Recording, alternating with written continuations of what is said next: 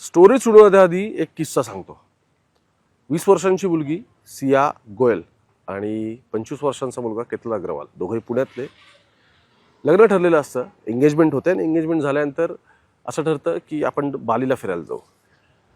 बालीला जात असताना साधारण दोघांचे मित्रपरिवार असतात, तिकीट्स बुक होतात, बालीचे बुकिंग रेडी होतात आणि इथून मुंबईला जेव्हा बाय रोड चाललेले असतात त्या फुटबॉलला गाडी थांबते. गाडी थांबल्यानंतर हे सगळे आतमध्ये जात असतात. सिया म्हणते माझा मोबाईल गाडीत विसरला आहे.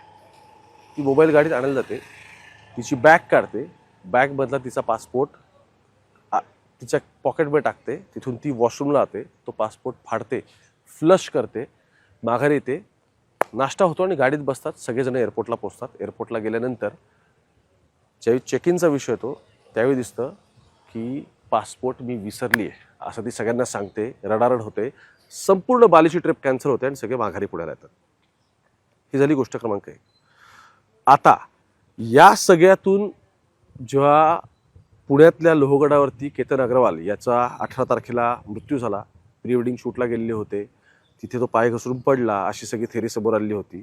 त्या प्रकरणामध्ये या सियानेच आणि तिच्या चेतन चौधरी नावाच्या आणखी 22 वर्षाच्या बॉयफ्रेंडने या दोघांनी मिळून हा खुनाचा रक्तरंजित थरार कसा रचला याची ही सगळी स्टोरी आहे.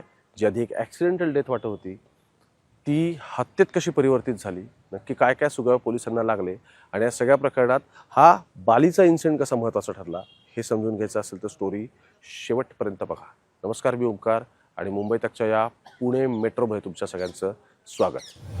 सुरुवात होते मागच्या दिवाळीमध्ये. सिया गोयल ही तिच्या दिवाळीच्या एका पार्टी असते पुण्यातल्या मोठ्या हॉटेलला आणि तिथे या चेतनला भेटते. तोपर्यंत ती आणखी एका मुलाला डेट करत असते. पण होतं असं की त्यांचं तोपर्यंत फाटत आलेलं असतं आणि त्यानंतर मग या चेतन चौधरी आणि ते दोघंजणं भेटतात आणि या दोघांचं प्रेम घडतं. मागच्या दिवाळीपासून ते दोघं एकमेकांना डेट करत असतात, सोबत असतात आणि मधल्या काळात तिच्या घरचीचं लग्न ठरवतात. एकीकडे गोयल्स, दुसरीकडे अग्रवाल.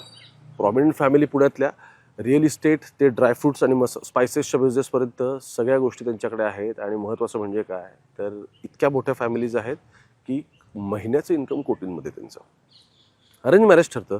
यंग मुलगी आहे, मुलगा 25 वर्षाचा आहे आणि त्यामुळे लग्न करायचं फायनल होतं. पण चेतन चौधरी आणि या दोघांचं काही सियाचं काही ह्या दोघांचे प्रेम संबंध असतात आणि त्यामुळे त्या दोघांच्या काही गोष्टी क्लिअर होत नसतात आणि त्या दोघांचं म्हणणं असतं की आपणच एकमेकांशी लग्न करणार आहोत तर तू का लग्न करतेस. हे सगळं होत होत होत स्टोरी येते 31 तारखेला, 31 मे. 31 मेला पर्यंत बालीचा प्लॅन मगाशी मी सांगितला तो फिसकटलेला असतो आणि मग असं ठरतं की तुझा वाढदिवस आहे तर केतन म्हणतो की तुझ्या वाढदिवसाला आपण मोठा प्लॅन करू, लेट्स गो टू महाबळेश्वर. आणि महाबळेश्वरला तो एका मोठ्या रिसॉर्टमध्ये 40 रूम्स बुक करतो, मोठा मित्रपरिवार आणि सगळं घेऊन एकदम आपण सगळ्या गोष्टी करू असं सगळ्या दोघांचा प्लॅन ठरतो. त्याच्या आधी हे दोघं सहज ट्रेकला म्हणून लोहगडला जाऊन येतात. 31 तारखेला लोहगडला गेल्यानंतर सियाच्या डोक्यात प्लॅन्स दिसतो आणि ती म्हणते की इथं आल्यानंतर याला जर मी कट्ट्यावरून ढकलून दिला कड्यावरून तर गोष्टी आणखी सहज आणि सोप्या होतील आणि हे काही चालणारच नाही. त्यानंतर दोघंही परत एकदा 14 तारखेला येतात. सिया त्याला म्हणते की मागच्या आपण ट्रेकला गेलो होतो, आता आपण परत एकदा जाऊ, छान वाटतं इथे आणि आपण असं करू की प्री वेडिंग शूट आपण तिथे करू आणि त्याच्यानंतर मग आपला महाबळेश्वरचा प्लॅन आहे तो आपण कॅरी करू. मग त्यानंतर सिया जाते आणि हा केतन अग्रवाल तिच्यासोबत जातो परत एकदा लोहगडला. लोहगडला कड्यावरती उभे असतात आणि आता तिला प्लॅन एक्झिक्यूट करायचा असतो तर ती जोरात ओरडते की साप आहे आणि असं करून ती जोरात ओरडते आणि त्याला असं धरलेलं असतं तिने. पण तिच्यात ती डेअरिंग होत नाही त्याला ढकलून देण्याची आणि समहाऊ हा प्लॅन एक्झिक्यूट होत नाही. आता प्लॅन एक्झिक्यूट होत नाही तिथून उगवते पुढची 18 तारीख. ती त्याला म्हणते की हा मागच्या आपण गेलेलो, यावेळी आपण जरा नीट आणखी शूट वगैरे करू आणि जाऊ तिथे. तर असं 19 तारीख पण 18 तारीख पण ठरते. दोघंजण जातात आणि दोघं जाण्याच्या पोहोचण्याच्या आधीच तिथे ऑलरेडी सियाचा मित्र चेतन अग्रवाल आलेला असतो. हे दोघं वर चढत जातात, तो मागून येतो आणि मग किल्ल्यावर चढतो. तिथे परत सेम प्रसंग घडतो आणि हे दोघं मिळून त्याला केतन अग्रवालला ढकलून देतात. आता हा झाला खुनाचा सिक्वेन्स. पण हे घडलेलं असतंय कोणालाच काय माहीत नसतं. त्याला ढकलल्यानंतर ती आरडाओरडा करते. बरं, हा पोरगा हुडी वगैरे घालून एकदम स्वतःला क्लोज करून, हा फोटो तुम्ही बघा, तुम्हाला कळेल फोटोमध्ये तो कसा पद्धतीने तिथे किल्ल्यावरती आलेला असतो. एकदम हुडी घालून स्वतःला क्लोज करून पुढे मास्क वगैरे असं प्रॉपर लावलंय त्याने आणि चेहरा ओळखू येणार नाही वगैरे वगैरे असं सगळं तो आलेला आहे तिथे दिसतं. आता हे सगळं होताना सुरुवातीला ॲक्सिडेंट याच्यामुळे वाटते की त्या मुलीने तिथे आरडाओरडा करायला ती सुरुवात करते की माझा नवरा पडला. तिथले स्थानिक वॉचवर येते, ती बोलवते. ते बोलवल्यानंतर लगेच पोलिसांना ती फोन करते की असं असं झालंय आणि लगेच त्याच्या फॅमिलीला पण इन्फॉर्म करून टाकते. आता इथपर्यंत सगळ्या गोष्टी नीट असतात. 19 त्याचा मृतदेह बाहेर काढला जातो, त्याची पोस्टमॉर्टम होते. 20-21 त्याचं फ्युनरल अंत्यविधी कंडक्ट होतो आणि मग अंत्यविधी झाल्यानंतर कळतं की यांनी तिकडे जयपूर साईडला लग्न आहे पुढच्या महिन्यात म्हणून जवळपास 17 कोटींचं मोठं पॅलेस वगैरे बुक केलेलं होतं. एक ग्रँड वेडिंग सेलिब्रेट होणार होतं गोयल्स आणि अग्रवाल्समध्ये आणि त्याच्या आधी या मुलाचा दुर्दैवी मृत्यू झाला असं दिसतं. इथपर्यंत सगळ्यांना वाटत असतं की हे एक ॲक्सिडेंटल डेथ आहे, अपघाती मृत्यू हा आहे. याच्या व्यतिरिक्त कोणाला काहीच संशय नसतो. यानंतर चेतन जो चौधरी आहे त्यालाही काही इश्यू नसतात आणि सिया गोयल पण जरा निवांत झालेली असते, कारण तिचा जो होणारा नवरा आहे त्याला तुझं अंत्यविधी होऊन 2-3 दिवस जातात. तिसऱ्या दिवशी सुतक संपल्यानंतर ती तिच्या सासरकडच्या लोकांकडे जाते भेटायला वगैरे आणि त्यावेळी त्याच्या बहिणी आणि तिच्या मैत्रिणी तिला काही प्रश्न विचारतात. ते विचारल्यानंतर तिच्या थोड्याशा गोष्टी अप्स अँड डाऊन्स जातात की नक्की कसं झालं, काय झालं वगैरे वगैरे. आणि त्यानंतर पोलिसांना या सगळ्या प्रकरणातला पहिला क्लू मिळतो. पोलीस तिला इंटरोगेशनला तर लगेच बोलवत नाहीत, पण तिचा मोबाईल जप्त केलेला असतो आणि त्या मोबाईलमध्ये मग चॅट्स काढले जातात, मग CDR काढले जातात आणि मग असं दिसतं की 18 तारखेच्या सकाळी तिला 3 सेकंदासाठी एक फोन आलेला असतो. जो फोन असतो चेतन चौधरीचा. 3 सेकंद, ठीक आहे. त्याविषयीचं लोकेशन काढलं जातं. मग पोलिसांना कळतं हे चेतन चौधरीचा जो नंबर आपल्याकडे हिच्याशी जो बोलतोय तो नंबर तिथे नाहीच आहे, ते लोकेशन दिसतच नाही, ते तर पुण्यात दिसतंय. पण चेतन शाणा, चेतनने काय केलं बघा. चेतन त्याचा फोन त्याविषयी त्याच्या दुकानावरती ठेवतो आणि त्याचं नेट बंद केलेलं असतं फोनचं, दुकानात ठेवतो आणि त्याच्या कामगाराचा फोन घेऊन तिकडे किल्ल्यावरती जातो. हा सगळा प्लॅन एक्झिक्यूट करतो आणि माघारी येतो. पोलिसांना कळतं की लोकेशन तर सेम नाही आलंय, मग प्रॉब्लेम कुठे आलाय. मग त्यांना कळतं की या फोनचं इंटरनेट सकाळी 7 ते संध्याकाळी 5:40 पर्यंत बंद होतं. इथे आणखी संशयाची पाल चुकचुकते. बघ आणखी माहिती काढली जाते. आता इश्यू या सगळ्यामध्ये असा असतो की चेतन चौधरीची बहीण आणि सिया गोयल ह्या दोघी एकमेकांच्या ओळखीच्या असतात. आज जर चेतनला उचलून दिलं तर ते लगेच सियाला सांगतील, आणखी प्रॉब्लेम होईल, असा सगळा पोलिसांना इश्यू असतो. म्हणून काल जेव्हा रात्री 12:30 वाजता चेतन चौधरीला उचलण्यात येते या सगळ्या प्रकरणामध्ये, तेव्हा पोलीस त्याच्या घरी सांगतात की एका फायनान्शियल फ्रॉडमध्ये आम्ही याला घेऊन चाललेलो आहे, याचा दुसऱ्या गोष्टीशी काही संबंध वगैरे नाही असं सगळं सांगण्यात येतं. त्याला आणल्यानंतर मग आणखी गोष्टी रिव्हील होतात. काय होतात की त्याचा फोन तो तिथेच ठेवलेला असतो. बरं, त्याला उचलण्याच्या आधी पोलीस काल संध्याकाळी काय करतात, 18 तारखेच्या दिवशी, 18 जूनच्या दिवशी त्याला ज्या ज्या लोकांचे फोन आले त्या सगळ्या लोकांना कॉन्टॅक्ट करतात आणि त्यांना बोलवतात. मग इंट्रोगेशनमध्ये असं कळतं की ही जी आपण माणसं बोलली ती असं सांगतात की त्याविषयी मी चेतनला कॉल केला होता, पण चेतनने फोन नाही उचलला, फोन त्याच्या कामगाराने उचलला. याचा अर्थ फोनचं लोकेशन ज्या ठिकाणी होतं तिथे चेतन उपस्थित नव्हता, म्हणून त्याचं इंटरनेट सकाळी 7 ते संध्याकाळी 5:40 या वेळेमध्ये बंद कसं काय राहिलं, इतक्या वेळ माणूस इंटरनेटशिवाय कसा काय राहू शकला, असा पोलिसांना डाऊट आला. आणि मग ह्या सगळ्याचं इन्व्हेस्टिगेशन पुढे गेलं. आता फक्त इथपर्यंतच नाही थांबत, तुम्हाला पुढे किस्सा सांगतो. त्याला उचलल्यानंतर त्याला विचारलं होतं की काय आहे काय नाही, तो तर काय सगळ्या गोष्टी सांगत नाही, व्हेरी क्लिअर. मग या दोघांचे CDR काढले जातात. त्यामध्ये पोलिसांना कळतं की मागच्या जानेवारीपासून ते आत्तापर्यंत, 1 जानेवारी ते आत्तापर्यंत या दोघांचे एकमेकांसोबत 2004 कॉल झालेत. म्हणजे किती, 2000 पेक्षा जास्त कॉल झालेत आणि दोघं एकमेकांशी 338 तास बोललेले आहेत. 6 महिन्यात 338 तास दोघं जण एकमेकांशी बोलले असं दिसतं. आता फक्त इतकंच नाही, हे सगळं एक्झिक्यूट कसं काय करण्यात आलं बघा.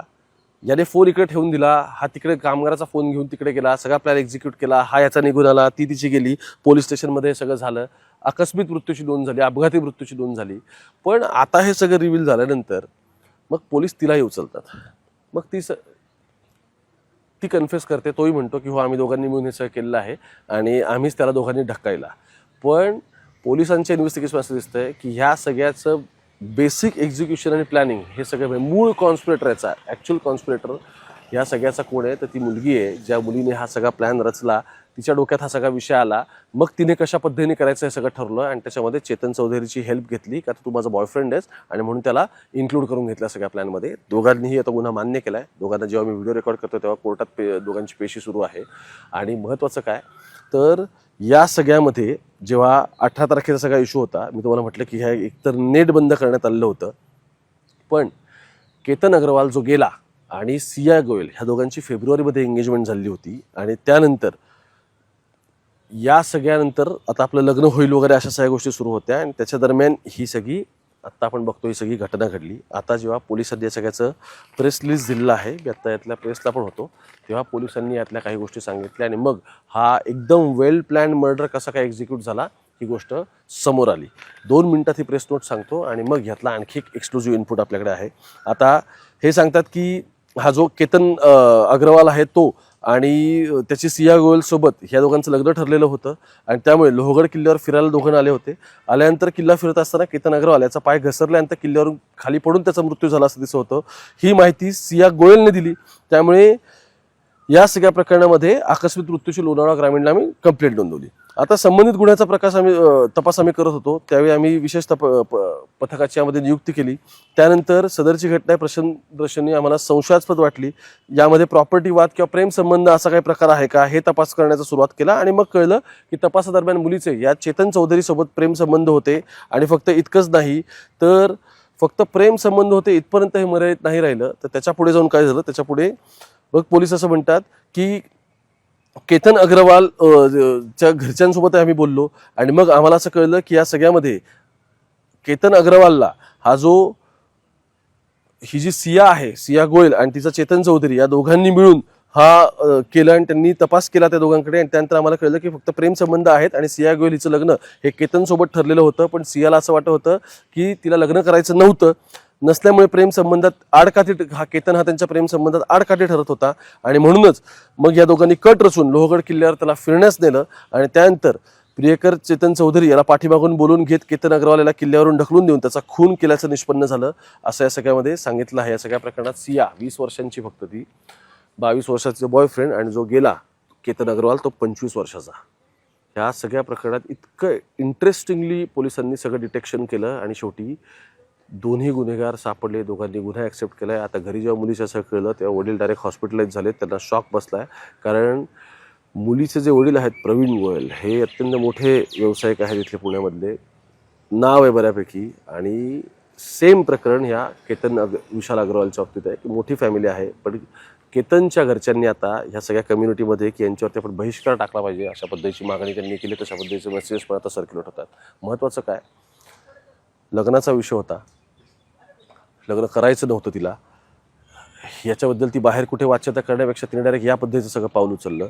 यामध्ये कित्येकदा असं झालेलं आहे की ती आणि चेतन चौधरी सोबत असायचे, ते दोघं एकमेकांसोबत इकडे तिकडे फिरायचे, त्यांचे काही संबंध प्रस्थापित झाले. पण मूळ मुद्दा असा आहे की केतन अग्रवालला अंधारात ठेवून ठरलेल्या मुलासोबत ज्याच्यासोबत लग्न आहे त्या अंधारात ठेवून हा प्लॅन एक्झिक्यूट झाला आणि त्याला लोहगडावरून ढकलून देण्यात आलं. 25 वर्षाच्या पोराची यात काय चूक होती माहीत नाही, पण तो या सगळ्याचा बळी ठरला.